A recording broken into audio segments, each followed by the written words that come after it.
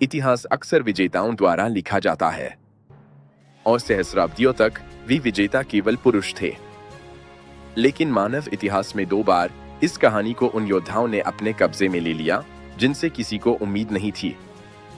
एक रानी थी जो प्रतिशोध की आग में जल रही थी और दूसरी एक किसान की बेटी जो स्वर्गदूतों की आवाजों से प्रेरित थी।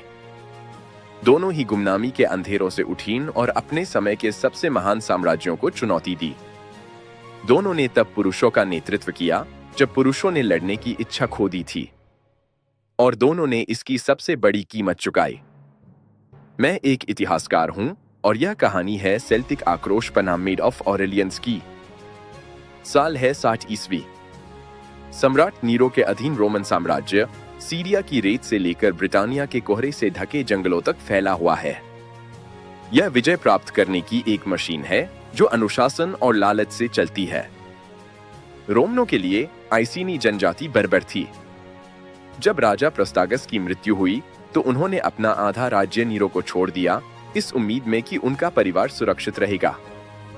लेकिन रोम साझा नहीं करता।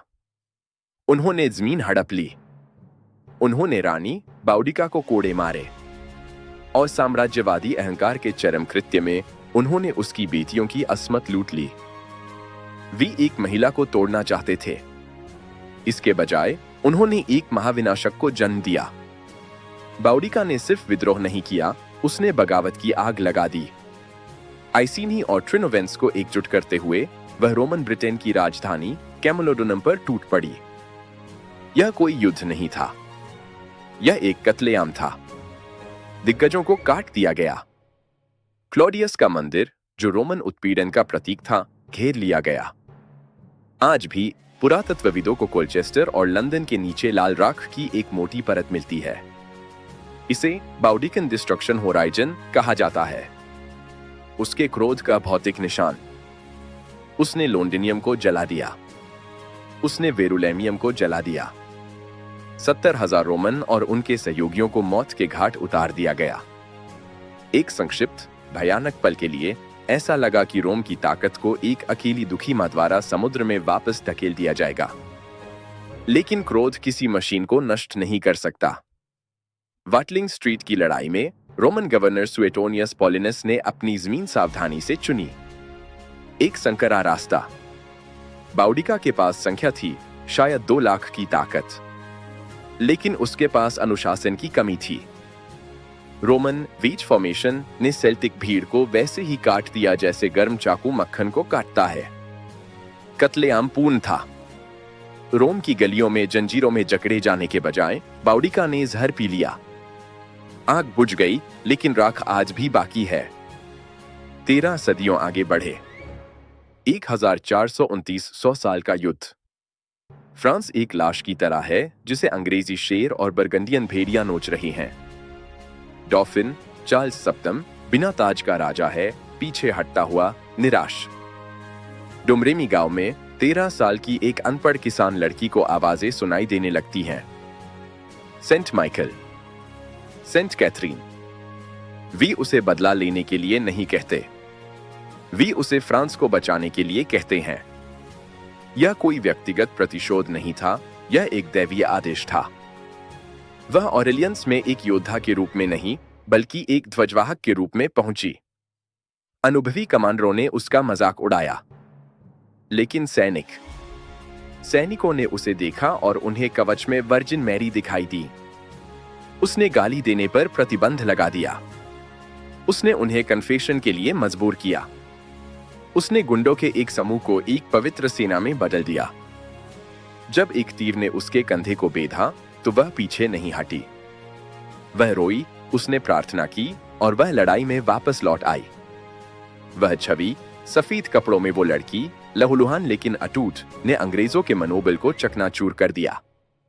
वे किसी लड़की से नहीं लड़ रहे थे, उन्हें डर था कि वे ईश्वर के क्रोध से लड़ रहे थे। ऑरेलियंस को 9 दिनों में मुक्त करा लिया गया। वह डॉफिन को दुश्मन के इलाके में रिम्स तक खींच ले गई ताकि उसे ताज पहनाया जा सके। उसने फ्रांस को उसका राजा वापस दिया। लेकिन पुरुषों की दुनिया चमत्कारों के प्रति क्रूर है। बरगंडिनों द्वारा पकड़ी गई, अंग्रेजों को बेची गई और उस पर युद्ध अपराधों के लिए नहीं बल्कि विधर्म के लिए मुकदमा चलाया गया।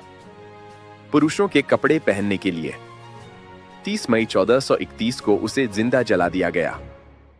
वह 19 साल की थी। जैसे जैसे लपटें उठीं, उसने बाउडिका की तरह श्राप नहीं दिया। उसने यीशु का नाम पुकारा। 2 महिलाएं, 2 आग। लेकिन जब हम करीब से देखते हैं तो वे एक ही सिक्के के 2 ध्रुवीय पहलू हैं। उनकी प्रेरणाओं पर विचार करें। बाउडिका प्रतिशोध के लिए लड़ी। उसका युद्ध प्रतिक्रियावादी था, जो व्यक्तिगत आघात और जनजातीय सम्मान से प्रेरित था। यह विनाश का युद्ध था। जोन पुनरुद्धार के लिए लड़ी। उसका युद्ध सक्रिय था, जो धर्मपरायणता और राष्ट्रवाद की समझ से प्रेरित था। वह इंग्लैंड को जलाना नहीं चाहती थी, वह बस उन्हें फ्रांस से बाहर करना चाहती थी। उनके नेतृत्व पर विचार करें। बाउडिका जनजातीय कुलमाता थी। उसने व्यक्तित्व के बल पर अलग अलग कुलों को एक साथ रखा। जब गति विफल हुई तो गठबंधन टूट गया। जोन आध्यात्मिक प्रमुख थी। उसने डर के माध्यम से नहीं बल्कि उदाहरण के माध्यम से आदेश दिया। उसने एक नैतिक केंद्र प्रदान किया जो उसके अपने जीवन से भी अधिक समय तक चला। और उनके दुश्मनों पर विचार करें। बाउडिका ने रोम पर तब हमला किया जब वह अपने पूर्ण शिखर पर था। दुनिया की एकमात्र महाशक्ति के खिलाफ एक आत्मघाती मिशन। जोन ने एक ऐसे इंग्लैंड पर प्रहार किया जो अपनी क्षमता से अधिक फैला हुआ था, थका हुआ था और एक बच्चे राजा के नेतृत्व में था। उसने वह धक्का दिया जिसने ताश के पत्तों के महल को गिरा दिया। इतिहास की विडंबना गहरी है।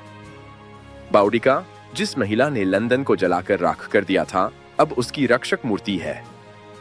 विक्टोरियन युग में ब्रिटिश साम्राज्य, जो कि नया रोम था, ने उसे साम्राज्यवाद के प्रतीक के रूप में अपनाया। विद्रोही सत्ता का शुभंकर बन गई। जोन, जिसे चर्च ने जला दिया था, 500 साल बाद उसी चर्च द्वारा संत घोषित की गई। वह उसी राष्ट्र की संरक्षक संत बन गई जिसे उसने बचाया था। ये 2 कहानियां हमें क्यों झकझोरती हैं? शायद इसलिए क्योंकि वे हमें याद दिलाती हैं कि प्रतिरोध की भावना ताकतवर, अमीर या पुरुष की जागीर नहीं है। यह किसी भी उस व्यक्ति की है जो एक सेना या एक साम्राज्य के सामने खड़े होने का साहस रखता है और कहता है, अब और नहीं। मैं एक इतिहासकार हूं। देखने के लिए धन्यवाद।